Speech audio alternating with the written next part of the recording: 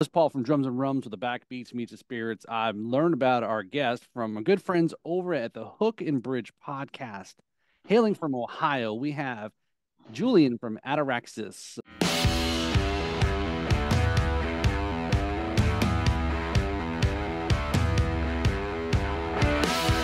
Hey, Julian, how you doing? I'm doing pretty good. How are you? Doing good, man. Doing good, man. Ohio, right? So the birthplace or the home of the Rock and Roll Hall of Fame, right? Yep. Cool. And The I one and know the only. what's that? The one and the only. The one, yeah, the one. I don't know. There's a lot of people that question really what constitutes what's going into the Rock and Roll Hall of Fame lately, but Yeah, I do too. Yeah, it's I mean I don't really have an issue with it, but I do think there's some boundaries that need to be placed. that's fair. That's fair. I know you're quite a few artists are going in this year, which is really cool. And is and your uncle Ozzy is going in, right? I think so. Yeah. Oh man. So yeah, so like I said, definitely want to give a big shout out thanks there to the folks, the gang over at Hook and Bridge there, Harley and the crew there for kind of connecting. That's what the cool part about the podcast are is, working together, sharing guests, kind of help promote together across different platforms. Obviously, that's why you're on here to talk about the band. We're going to learn a little bit more, talk about your drumming and some of your, the how you got into music and so on and so forth here. So yeah, let's just jump right in there. So tell me about tell me about the Ataraxis there. So again, I know it's looking at the name of the band and saying, okay, what is that? What is it? What is Ataraxis? Where did it So come from? yeah, so actually I'm kind of on the same boat with you here. I For me, there's no real definitive answer. If you were to look it up, there probably will be. From what I understand, the name strange for almost like Nirvana. It's like a state of peace and mind and tranquility. Just peace, pretty much. I'm pretty Okay. sure. But to me, I know this seems kind of corny, but Ataraxis kind of means family. I mean, anytime you're around us, I mean, we make you feel welcome. For the most part, we try to. Okay. We try to. But yeah, I mean, we're all fun and games here. We love the rock and roll. So I know, a little bit about, talking with, the stuff over at Hook and Bridge. And now how long has the band been together there, right? So I believe started early 2019. It started out with just Steve, our guitarist and lead singer, and then one of our good buddies, Robert, on drums. And then it kind of strained into, well, my cousin Dave, who was the original actual bassist, joined in on that with them. And then they were like, oh, I have a drummer, in my family. And because I had been doing band and stuff and playing drum set for quite some time at the time at that period. And they were like, let's give it a shot. So around December of 2019, I had my first rehearsal with them. And then literally 2 weeks later, January 3rd, it was a New Year's kind of themed party. Or well, show event. We had our first show there together, actual one, at a venue. And Cool. and from there it's pretty much history. I mean, I there's been quite a few people in and out of the band, but I mean that happens, especially being in this day and age. I mean, other people got other stuff to do. I mean, Yeah. you know, some people find better opportunities. Some people think they will, and they end up, oh, should have Yep. stayed. But yeah, I decided to leave for a little bit to focus on school. It's kind of wild, but I was only 14 at the time that I had joined, just coming on turning 15. Um, and then, or later that year in 2020, COVID happened, so I kind of had to stray away and stay all germ free. Right. And through high school and whatnot, there was a new drummer. I think his name was Adam. And then that's when Zane, our current bassist, joined along too. Um, and they played quite a few shows together. And then Adam ended up leaving, and Al joined. Okay. um, and then who currently is kind of out of commission right now. He had an injury, which is why I'm here. Okay. Just as of I want to say, ooh, actually, funny enough, December of last year, I came back and and started playing with them again. Okay. And so far, it seems like I'm here to stay for the most part, All and right. Cool. I've loved every bit of it. I mean, they're literally, like I said, they're my family. They're great. Very cool. So the band, what type of music do you guys do?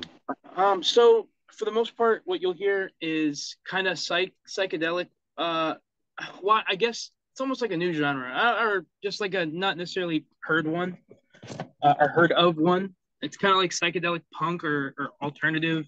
We kind of mix in some like vibey music as well as stuff that you'd hear at a bar with a bunch of emos, just like screaming, high kick, just ba ba ba ba ba ba ba ba ba ba da da da da da da da da da da, it's a lot of energy. So I mean, I don't really know what you would put it in simple terms. I'd like to say alternative and punk, but I mean, we're kind of exploring. So Okay. especially with me and my background with music, I mean, I've been studying music and for about 8 years now. So and Zane as well, he's had his time with music theory as well, learning about it. So we're really just trying to see where we're at right now. Okay. Yeah, So would you classify? You said it's hard to. It sounds like it's hard to put you in a quote unquote genre, right? So yeah. for those that are listening, I was doing air quotes there, but um, so but yeah, there's obviously so I mean, so what's some of at least your music influences that kind of makes you who you are in your style and obviously things like that. um, Heavily when I first started, was oh my goodness, Roger Taylor. Um, he wait, right, yeah, yes, Roger Taylor, I believe. I really hope I'm not getting that wrong. The drummer for Queen. Yeah, you got it Yes, right. Yeah. okay. Want to make sure. That would suck. I mean, I even got a Freddie Mercury Funko Pop right here. I was obsessed with Queen for a good span of about 4 years, um, and I listened to all their stuff. Um, but a lot of his playing style really influenced the way I play now, ranging from, I mean, trying to sing high falsettos while in the middle of playing, and to even just the way he hits his snare drum. Um, it It's really the, does the range. But pop. he was one Yeah. of my main first ones, Okay. and So then as of lately, it's Lars, Lars okay. Ulrich. Okay. So so with Roger Taylor and Queen, he said, in the last about 4 years ago was, and I don't remember what did you know the band? Were you following, listening before the movie came out, or was it the movie? Yes, yeah, I Okay. was, but I wasn't really heavy into really analyzing because Okay. I didn't even get my first drum set till about the year before then, and then I was thinking of like all these other, like, it seems goofy, but it wasn't until about a year later after getting my drum set that I realized, maybe if I practice the songs I listen to, I'd get better at them. So That's usually how it works. yeah, for the most part. But I mean, yeah, I kind of listened to them. I mean, my parents in their 40s, they listened to them when they were growing up too. Hmm. Um, so I mean, yeah, Yeah, it's but definitely not a bad drummer to, follow in with definitely their Queen's very, exploratory in their music and their yeah, original stuff, and there was never any one same thing. So definitely gives a good breadth of, an interesting way of the drummer to say it. yeah, You play the same kind of music. You're not really moving out of your comfort. And I know, Queen. Yeah, of course, when the movie came out and resurgence of the people following them and so forth, but um, the appreciation of how unique that band was and yeah. the right parts fit together to create something awesome, right? Yes, it was really actually, matter of fact, today in class, I was talking with my English teacher, and she had brought up, um, Brian May, and how I mean, he's an astrophysicist. He is very classically trained to do his one job and whatnot and whatnot. But and how she was talking about Bohemian Rhapsody, the song, and how Bohemian Rhapsody, it's more of an operatic type Mhm. sounding song, and it even starts off as an opera.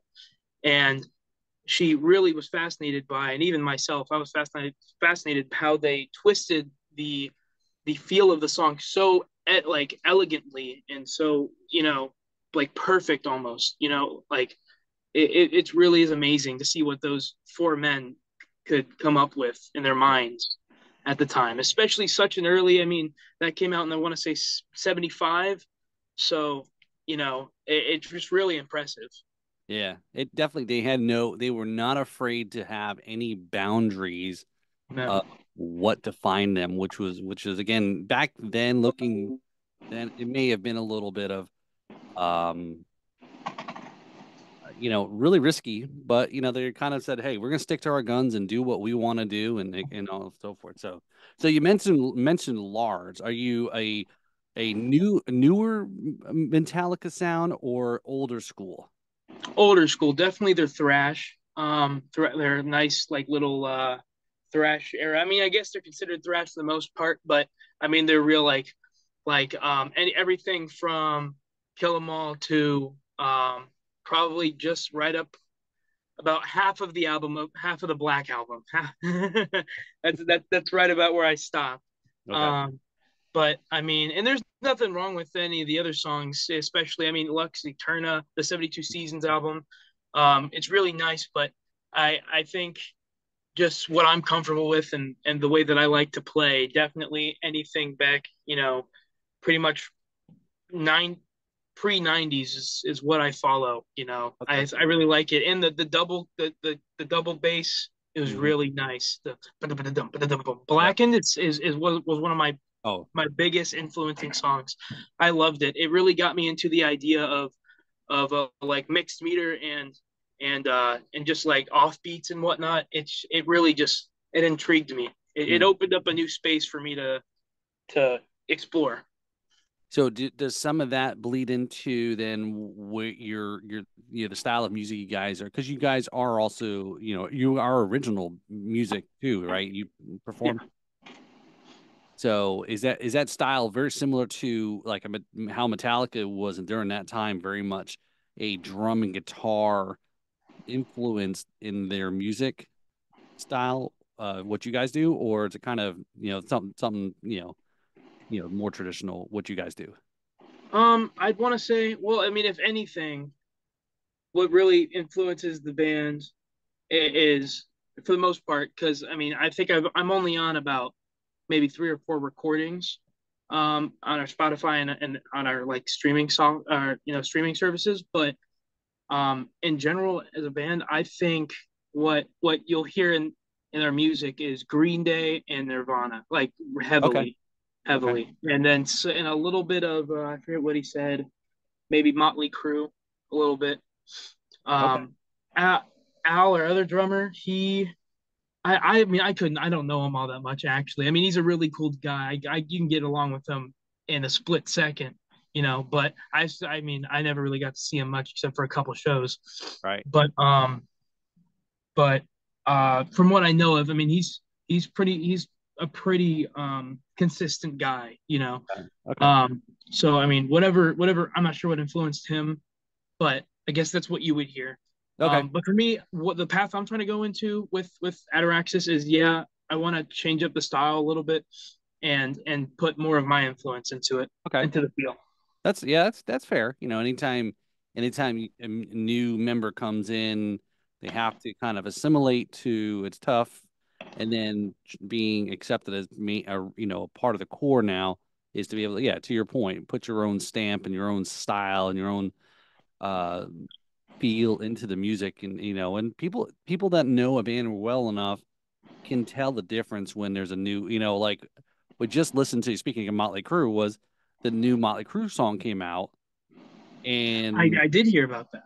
there's a lot of mixed feelings about how it doesn't sound like Motley Crue, and Obviously, you have a new lead guitar. You have a guitar player with John Five. A lot of people say that this is not the same tone and style. So, but Yeah, I hear a lot about actually. I mean, I didn't really take the time to listen to any of the new song. I just heard it came out, but it's not getting that many good reviews on my end, from what I'm hearing. in my opinion, I can listening to it and trying to be very open minded about it. Yeah, it's not a Motley Crue. I'm not impressed with the vocals. I liked some of the heaviness of it, but if it was some other band, you didn't tell me it was Motley Crue, and if I didn't hear vocals, I'd be like, this is actually a really cool music. But again, then the vocals come in with Vince Neil. I don't know. I mean, I know it's so overproduced too, which is a whole nother thing. But it, Yeah, I mean, look at Vince. I mean, seeing him play live. I mean, closest that you can get to getting an overpriced karaoke thing at yeah, an open night yeah. bar. I mean, Oh it's yeah, and I mean, and it's I'm not. I mean, it is very much his fault. I mean, the things that he did to his body in his youth really speak volumes. But I mean, you got to give it to him. I mean, at least he's still trying to please his fans. I mean, I know some. I mean, I'd much rather that and him try than just give up on it. Watch him fade out of relevancy. it's funny, Julian, because I'm very mixed about that. I never got a chance to see Motley Crue, and I know they're still touring, but I just can't come to pay the money to see that Yeah, band. and that's reasonable. I No, mean, not gonna lie, even if I had $100,000, I don't think I'm sitting there paying, you know, for to go, to go see right. them, unless there's somebody else, there too. Yeah. But Oh, right. Yeah. Yeah. yeah, Like if they're welcome to headlining, I'm okay. I'm right. I'm good on that one. Welcome to Rockville. I think they're playing one of the nights here in Daytona coming up in a few weeks, and that's one of those shows that's like, well, I don't know, but anyway. So yeah, okay. So yeah, again. Let's try still keep talking a little bit about the band. So what kind of you got you working on any new music? Are you got any shows coming up? What kind of things there? Yeah. So actually, coming up just in this upcoming summer, I think it's in June. We have a week tour. We're going pretty much East Coast. Um, Not all of the East Coast because we're still very small, but I believe we're hitting up. It's just some of the locations: New York, Washington D.C., um, and then Virginia Beach, and then we're coming back up to Chicago Okay. uh, to play. More promotional than it is. Obviously, getting paid and stuff. But I mean, as a fresh adult, I was just a kid a couple months ago. I don't mind it. I really don't mind. I mean, I've got a job. I can sustain myself, especially when it comes to gas. I know it's going to be very pricey, Yeah. but if I get a chance to go out and see our nation and do the one thing that I enjoy heavily, I'm going to take that opopportunity. Yep. Hey, Um, do it now when you're still young. exactly right. I mean, some people. I mean, no, not to bum anybody out or diss anybody, but I mean, having kids can really stunt your wishes. Well, I have kids, so I don't know what you're trying to tell me. No, I hear you. Right, where you've got if you've got the ability to do it, that's why they do say it's a young man's game because once you start having responsibilities and other things going on, and it can be done. Sure, is it difficult? Yes, but it's one of those things. Yes, if you're chasing your dream and you don't have a whole lot that may be tying you down to it, job, house, mortgage, car payments, kids, and for that opportunity, again, you definitely will learn a lot being on the tour on the road about yourself and about your bandmates, and then again about music in general too. So yeah, it's definitely so we'll have to definitely keep track and of those dates there and send them on over, and we'll post it and definitely in the show notes and so forth. I So gotcha. yeah, so are you, do you know kind of the bands that you're on a bill with, or how's that working out? Um, I think I've got a PDF or spreadsheet somewhere, but not off the top of my head.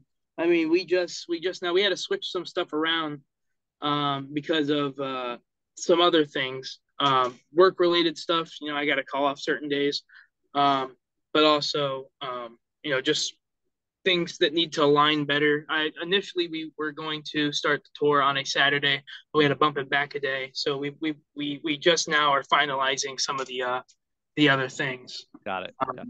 Yeah. Cool. So, the recordings there, do you have any new music coming up? Are you working on anything new? Yeah. We got I want to say a couple songs. We have one that we play currently live at shows. Okay.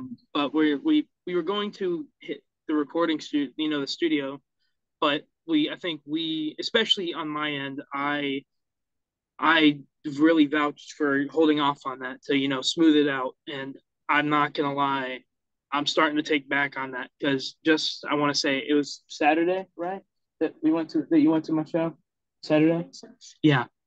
We had one of our cleanest run throughs. I mean, Steve out of nowhere whipped out lyrics that we had never heard before, and it was gorgeous. It was great. Um, but hopefully, if not by the end of the summer, sometime this year, we'll probably have that studio ready. I'm not gonna disclose the name, Okay. uh, but it's I really like it. Speaking of which, like I was saying about time change and time signatures and whatnot and awkward phrasing, um, I didn't realize it until after we had done numerous run throughs that there was quite a bit of that in the song. Mm, Um, and being said, like I said, I don't believe it's studio ready. Some of it's not that good yet, but mm, some awkwardness, some like awkward silence, and then tempo. Nobody not staying on the same tempo, but you know yeah. what? We're not professionals. We're just doing this for fun. So I mean, even if that shows in the recording, who gives a hell,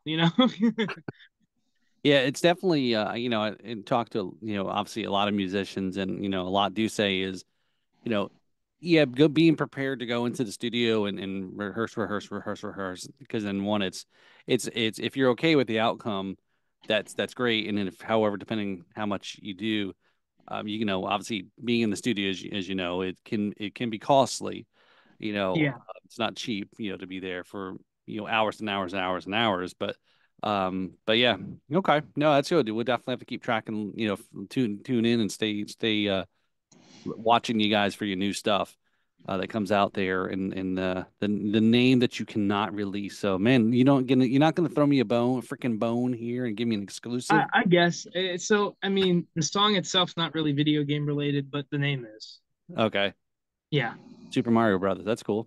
Zelda, Yep, we're calling it. Yep, there we go. The song's Fortnite, called Tetris. Fortnite. Fortnite. Yep. Fortnite. The song, the album it's on is going to be called the Battle Pass. They, that's actually pretty cool. That might not, you may have to hold on to that name. That might be pretty good for a reason. So, Yeah. so hey, so Julian, let's talk a little bit about your what kind of setup what's your rig you got going on there? So, it's a little complicated at the moment. So I initially had a Pearl Rockstar model set from the 80s. I had gotten it from a friend of my dad's who he works with for a very cheap price. And little did I know the value of it, I sold it for way less than it should. I mean, it's very old. I didn't do much to fix it up. I kind of wanted it out because I was moving all my stuff from the basement up into the room I'm currently in, which is about 3 times as small. uh, so I just opted to get rid of it, use the money to hopefully save up for either a car, which I now have, or an electric kit, which I'm still looking for. Okay. But smart enough for me, well, smart enough of me, I decided to keep some of the stuff that I knew I didn't have. So it's a mix of a Pearl Rockstar model set from the 80s, and I want to say a either 2010s or early 2000. It might also be a Pearl set actually. I'm not all too sure. It's green. I don't know. I didn't get a chance to look at the badge on it, but it's newer. Okay. But I mean, it's all Pearl from what I know Right. of. Okay. Yeah.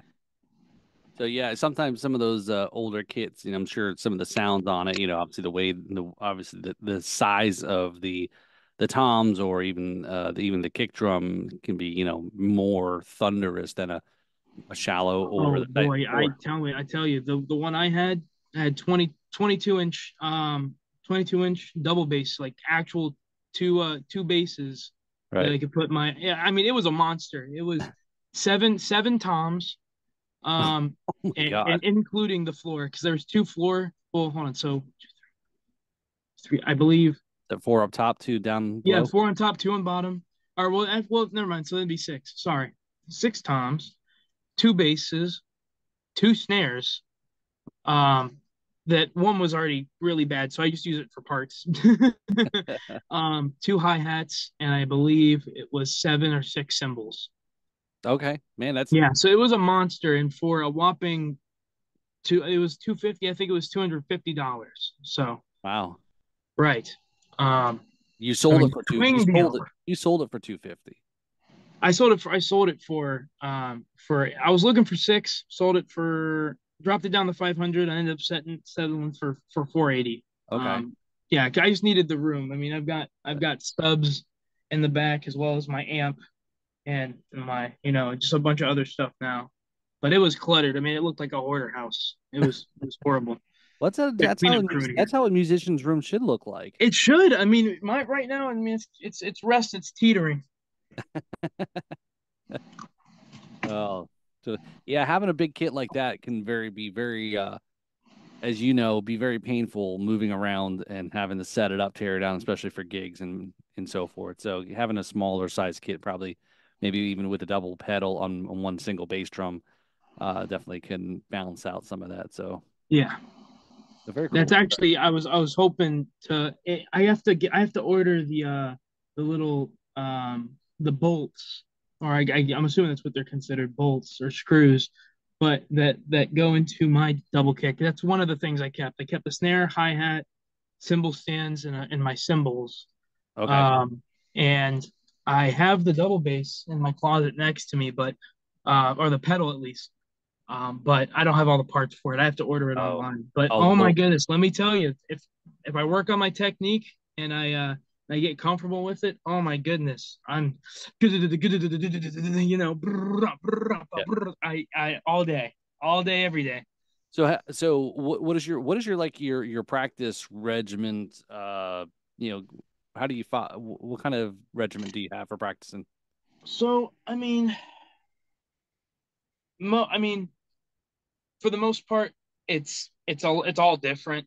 But one of my biggest things and the best things that aid me in warming up for a show or in general to get ready to play is I just sit there and I just chop and hack things out on my foot or like or just on stuff. I just get my wrists moving because there's nothing worse than going into play, at least my genre, if you're not extremely jacked or just a freak of nature, without cramping up.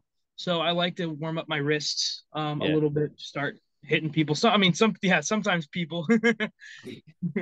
um, but I mean that, but especially I mean, I do a thing called chicken in a roll. You ever heard of chicken in a roll?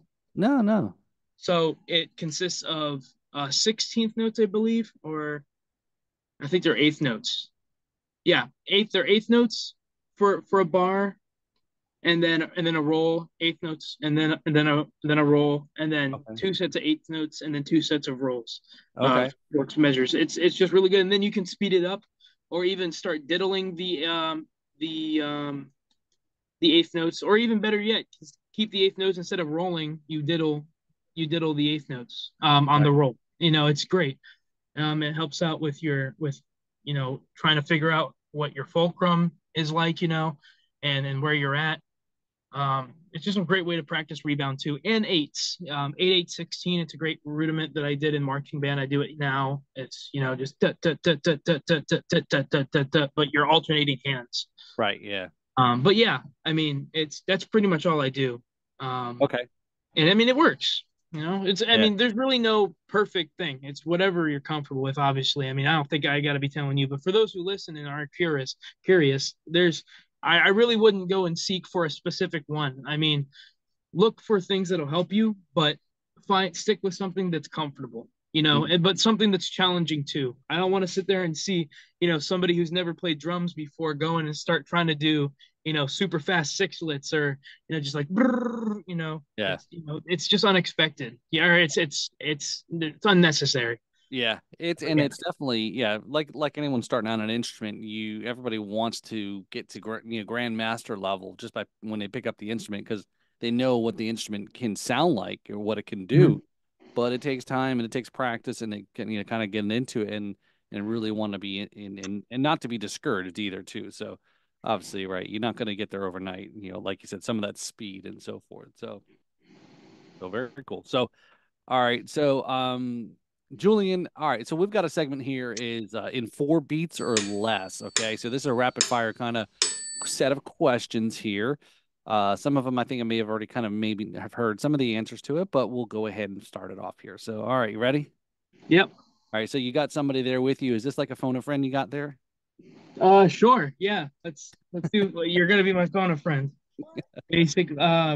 I guess I get 4 beats or less to. Is it multiple questions or is it just one? It's 4 questions there. I'm going to give you Four four questions. questions and you're going to try to have to get first thing that comes to your mind. Don't overthink it. First thing that comes to my mind. If I get stuck, you got to shout something. All right. So first question in 4 beats or less, who's on your Mount Rushmore of drummers? Oh, okay. Like I said, Lars Ulrich, Roger Taylor, Joey Jordison, and probably John Bonham. Or is that Okay. Bonham? Yes. Yeah, bottom. So two alive, two dead. Okay. Okay. So in 4 beats or less, question number two. What's your favorite place you've played at? Oh, the Winchester Tavern. It's a music Okay. tavern out in Cleveland. Beautiful. Okay. Love it. How far is that from the Rock and Roll Hall of Fame? Is it close by? It's probably I want to say maybe 20 minutes or less. Okay. Okay. Yeah. I have no frame of reference to anything in Cleveland, by the way. So I have no Yeah. So 20 minutes could be like, okay. All right. Yeah. So number four, or no, sorry. So in 4 beats or less, question number three. What social media drummer are you following or crazed about? Oh, Zach Grooves. Okay. Okay. I would have thought you would have said and El Alex Stapari. Tapario, yeah. So I Yeah. used to, but I've kind of fallen off that train. I like more I like his stuff. I watch it a bunch, but I Zach Grooves. I don't know if you ever heard of him, but Okay. I love him. His I forget what his band's called, but it's there. He's great. Yep. Cool. All right. Okay. So yeah, I don't know how many times people have sent me links or videos in Instagram about El Stepario. So He's insane. He's it's like, oh, really insane. I have mean, you seen? inhuman almost. Yeah, it's have you seen this guy? It's like, yeah, I already know about him. Like, who doesn't? I mean, everyone thinks like I'm there.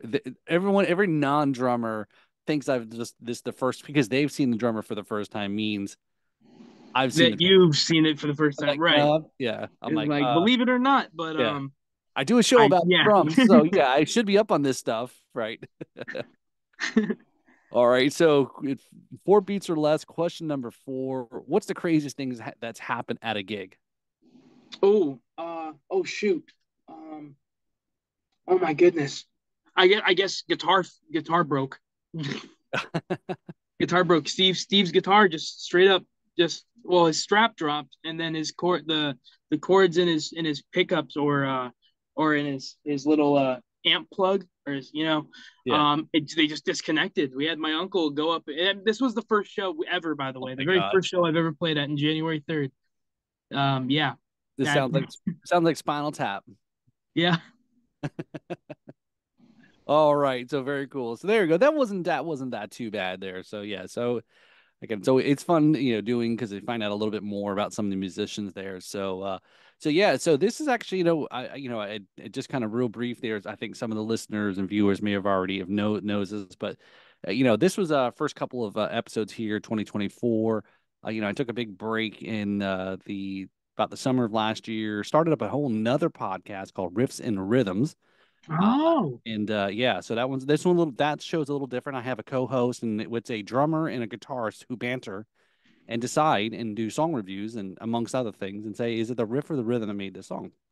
But this wow. is yeah, so but 2024, starting out strong. Again, you guys are lined up here, right up there with Tito Puente Jr., who's been a guest, Rich Redman from Jason Aldean band. He's also a guest this year so far. So really, kind of a lot of cool stuff that's been going on here, and so definitely appreciate you coming on here and talking about, Yeah. Ataraxis, some of your music stuff there. and so forth. So what what do you got? What do you got to plug, Julian? Here, in closing, like what kind of what do you want people to check out? What do you want people to go socials or the shows? You talked about the tour a little bit. So here's your Yeah. opportunity, your shameless plugs. All right. So, first of all, my going in fully, no shame myself. I'm a solo artist too. Ecstatic Beats 4 on Spotify. It'll be four big dudes, or so two big dudes and a little dude in the middle. I'm the guy on the left. That's me. On pretty much anywhere that you can think of. Another one. Go check out our band. On Spotify, Ataraxis. I'm sure you can see our name on the podcast right up front. But check us out on Spotify. Obviously, all basic major streaming. And then also follow us on Instagram. I believe it's Ataraxis Official or Ataraxis Band underscore band, I believe. There's that. Um, oh boy, oh boy. You know, I mean, that's about You- it. I mean, Sounds like you yeah, hit them all. I heard a yeah, Spotify, an Instagram. So yeah, you got, I think most of it, right? Your yeah, own stuff too, which is cool that you got your own project. Yeah. Well, before we wrap up though, yeah, you want to talk a little bit about your solo stuff? yeah, sure. Um, uh, man, I have to see, but I think I started releasing. I want to say 2022. Okay. It started out. I mean, I was just messing around with stuff. It's a bunch of like pre-looper, like pre-made looper stuff, just hitting buttons. But um, I I want to believe it's last summer. I released an album called Deceitfulness, and that was all. I mean, there's some sampled tracks in there, but for the most part, a lot of the songs I did on my own. Um, it's great. It's called Deceitfulness. I mean, the very first song on there is called Deceitfulness. It's none of it's. I mean, a couple of songs are the same, but there's no real specific genre that you can label that under.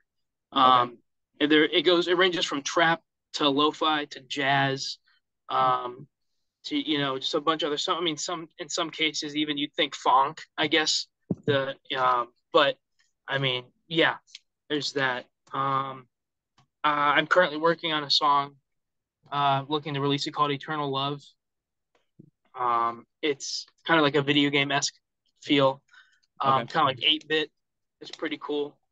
Um, I think that's gonna get a lot of hits. Cool. But I mean, yeah, this just something. I mean, really, I didn't even expect to release stuff on my own. I just kind of did it as therapy. Right. I'm not much for speaking about my feelings, at least to most people. And so I release it in the sound of music, Hmm. and I mean that goes for a lot of things, not even just in my solo career, but that's the biggest reason why I started, playing drums. So Okay.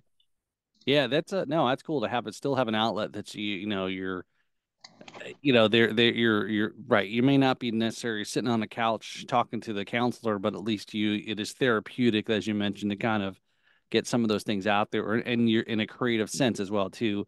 You seem like obviously playing drums with Ataraxis and your music and probably sure you've got other things too that where you've got a creative mind to kind of always be some type of creation and creativity. So very cool. So. yeah. All right. So I appreciate it, Julian. So I'd like to thank Julian for coming on the podcast and talking about drums and music in the band Ataraxis. So check out the Drums and Rums podcast. Give it a like and a follow. And there's a lot of other great episodes that are out there. Follow us on Facebook, Instagram, subscribe to our YouTube page. Also visit drumsandrums.com. Thank you all and have a great day. This is where the backbeats meet spirits. Cheers. Woohoo.